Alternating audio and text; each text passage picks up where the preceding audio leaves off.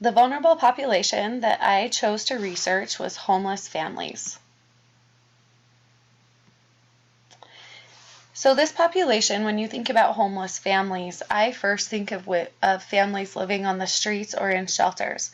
But about 1/3 of this population are what is called SOFA homeless, and they are families that have incomes but just can't provide adequate housing. It's not within their means. And so a lot of times they will sleep on family and friends' couches or disperse among their homes. So they don't have a home of their own, but they have some resources and they're able to live with people.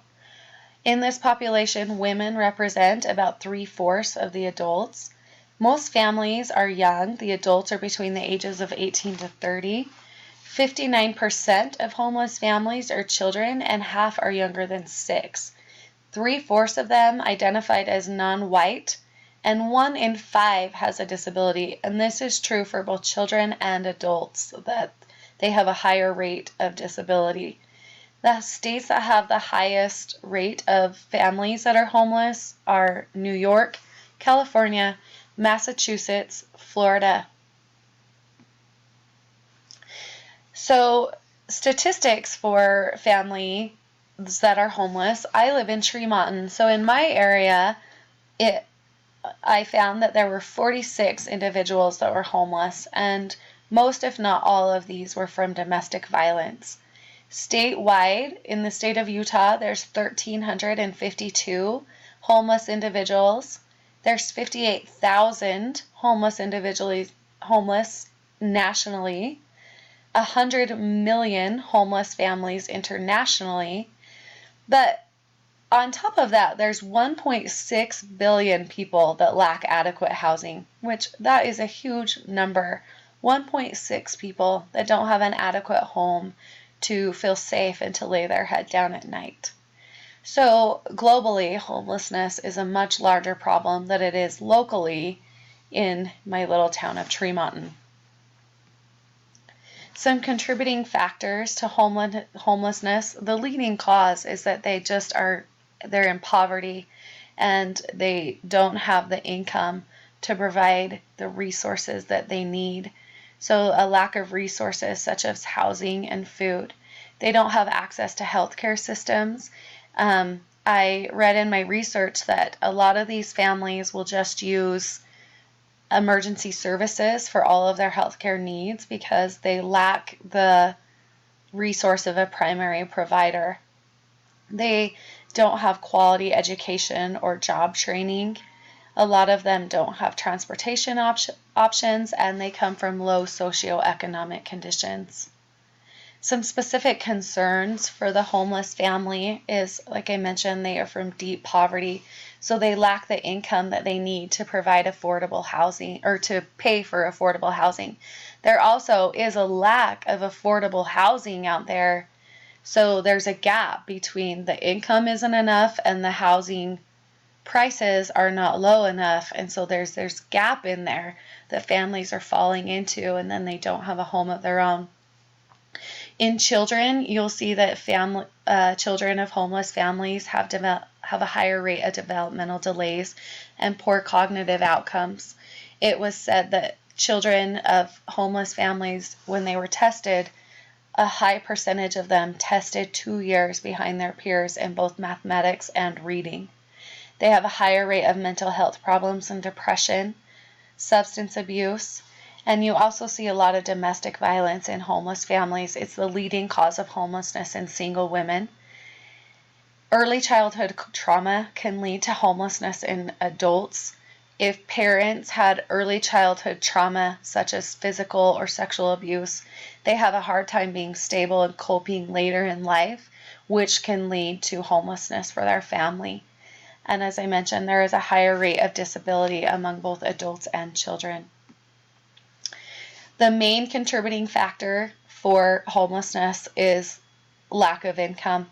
They are just in poverty, have low socioeconomic status, and they simply just do not have the education or the resources to make the income that they need to provide for their family's needs for shelter and food. When it comes to Maslow's hierarchy of needs, these individuals don't meet the very first tier. They are not able to provide food, water, clothing, shelter. Those needs are not being met on a daily basis. So they are not able to continue up Maslow's tier because they can't get to safety and self-actualization and self-love because the very first level is not being met. When it comes to their health care, a lot of times their illnesses will go on the back burner because, once again, they're more important about filling up their bellies with food and where they're going to lay their head at night. I found this quote that I really liked that said, "Until a healthcare problem becomes life-threatening, a homeless individual will likely choose shelter or food before going to the doctor. These priorities must be considered when dealing with the homeless population. What might at first seem like a careless or non-compliance is in reality simply a struggle to survive." This population is at a higher rate of spreading communicable diseases. They live in unsanitary conditions a lot of the time, and they don't have the resources that they need to provide just basic hygiene for themselves, and they lack education about the spread of disease. So they have a higher rate of influenza, strep throat, gastroenteritis, sexually transmitted diseases, hepatitis C, HIV/AIDS, and tuberculosis. Some ways that you could help with this is to educate the homeless about the spread of disease and basic hygiene. Give them basic hygiene kits. In areas where they are, such as shelters and soup kitchens, you could post signs that promote good hygiene and cough etiquette. And when they are in these areas, if you see someone that is sick, you could try to isolate that individual that has possible infectious disease. And you could collaborate with your shelters and soup kitchens on this. When it comes to non-communicable diseases in families, they don't necessarily have a higher rate.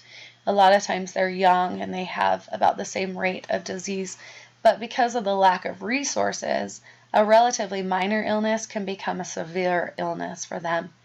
When it comes to children, a lot of times you'll see malnutrition and anemia from lack of nutrition, dental disease from lack of resources for dental providers, and in mothers that are expecting, they usually don't have access to prenatal care.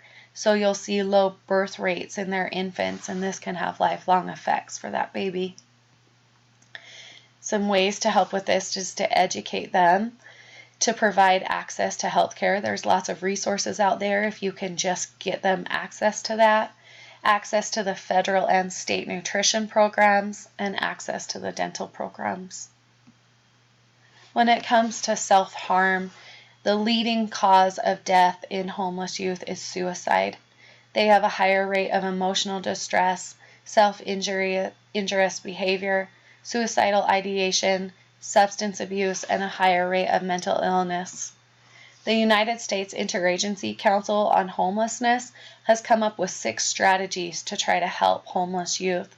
The first one is individualized goal-based service planning, ongoing support services connected to the mainstream resources that the government provides, independent living skills training, connection to a supportive and trustworthy adult, employment and education, and provide them with housing. And hopefully, if they can provide them with employment, education, somewhere to live, and get them connected to adults that they trust and can mentor them, we can get these youth and these young families off the streets and lower some of these self-harm behaviors. These families are also at risk for harm by others. As mentioned, domestic violence is one of the leading causes of homelessness for single mothers and their children.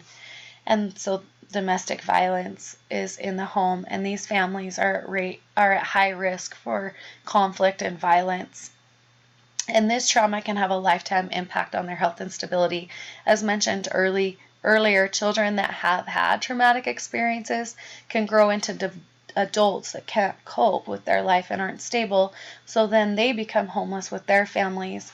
And if they were in a domestic violent relationship, they may have the same behaviors in their own home, and then it just becomes a cycle with violence and trauma and lifetime instability. Also, families that have low income and are not able to pay for adequate housing, if they get evicted from that housing, a lot of times they have to relocate to low quality housing or neighborhoods that are unsafe because that's all that they can afford. And then that brings violence and harm into their lives just because of their environment. So some ways that you can help with this is to provide safety and resources for women that are fleeing from domestic violence. For families that can't afford housing, you can provide housing subsidies for those families. Provide counseling and supported services for families of domestic violence to aid in healing from abusive relationships. And hopefully if they receive the counseling and the help that they need, they can stop these abusive behaviors and make it so they can have a healthy life instead of instability from these traumatic experiences. And then also place women and children in a safe environment. Thank you for listening to my presentation. I hope you enjoyed it.